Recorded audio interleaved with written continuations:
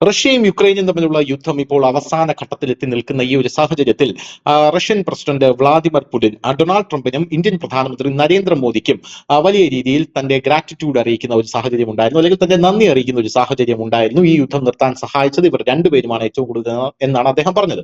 എന്നാൽ ഇപ്പോൾ പോളണ്ടിന്റെ ഭരണാധികാരി എന്താണ് പറയുന്നത് എന്ന് കേൾക്കണം. പോളണ്ടിന്റെ ഭരണാധികാരി പറയുന്നത് റഷ്യ യുക്രൈന് മേൽ ആണവായുധം പ്രയോഗിക്കാത്തതിന് ഒരു പേരാണുള്ളത്, ഒരൊറ്റ കാരണമാണുള്ളത്. അത് ഇന്ത്യൻ പ്രധാനമന്ത്രിയായിട്ടുള്ള നരേന്ദ്രമോദിയാണ് എന്നാണ് അദ്ദേഹം പറയുന്നത്.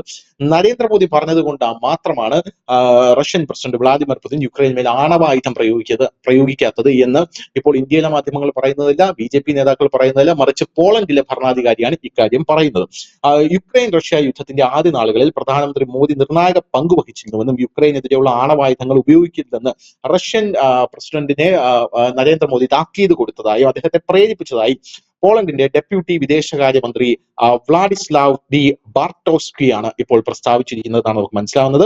ഞങ്ങൾ പ്രധാനമന്ത്രി മോദിയെ അഭിനന്ദിക്കുന്നു. യുദ്ധത്തിന്റെ ആദ്യ ദിനങ്ങളിൽ തന്ത്രപരമായ ആണവായുധങ്ങൾ ഉപയോഗിക്കില്ലെന്ന് അദ്ദേഹം പ്രസിഡന്റ് പുടിനെ ഓർമ്മിപ്പിച്ചു. പ്രധാനമന്ത്രി പുടിനുമേൽ അദ്ദേഹത്തിന്റെ ആ സ്വാധീനമുണ്ടെന്നതിൽ ഞങ്ങൾക്ക് വളരെ സന്തോഷമുണ്ട് എന്നാണ് അദ്ദേഹം പറഞ്ഞത്. അതായത് ഇന്ത്യൻ പ്രധാനമന്ത്രി വ്ളാദിമിർ പുടിനെ വളരെയധികം സ്വാധീനിച്ചിരുന്നുവെന്നും അദ്ദേഹം പറയുന്നുണ്ട്. ഇന്നു മുതൽ ന്യൂഡൽഹിയിൽ ആരംഭിക്കുന്ന റൈസീന ഡയലോഗിൽ വ്ളാഡിസ്ലാവ് ഡി ബാർട്ടോവ്സ്കിയാണ് പങ്കെടുക്കുന്നത്. അദ്ദേഹം ഇപ്പോഴാണ് ഈ കാര്യം വ്യക്തമാക്കുന്നത്.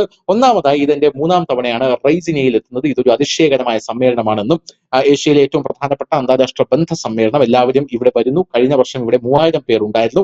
അന്താരാഷ്ട്ര ബന്ധങ്ങളെക്കുറിച്ചുള്ള ആഗോള ചർച്ചകൾക്കുള്ള ഒരു പ്രധാന വേദിയാണ് എന്നും അദ്ദേഹം മാധ്യമങ്ങളെ അഭിസംബോധന ചെയ്യുന്നതിനിടയിൽ പറഞ്ഞിട്ടുണ്ട്. അതിന്റെ കൂട്ടത്തിലാണ് അദ്ദേഹം പ്രധാനമന്ത്രി നരേന്ദ്രമോദിയുടെ നിർണായക പങ്ക് യുക്രൈനെ രക്ഷപ്പെടുത്താൻ എത്രത്തോളം അദ്ദേഹം ഈ യുദ്ധത്തിൽ നിർണായകമായിട്ടുള്ള പങ്ക് വഹിച്ചിട്ടുണ്ട് എന്നുള്ള കാര്യം അദ്ദേഹം വെളിപ്പെടുത്തുന്നത്. News desk, news India Malayalam.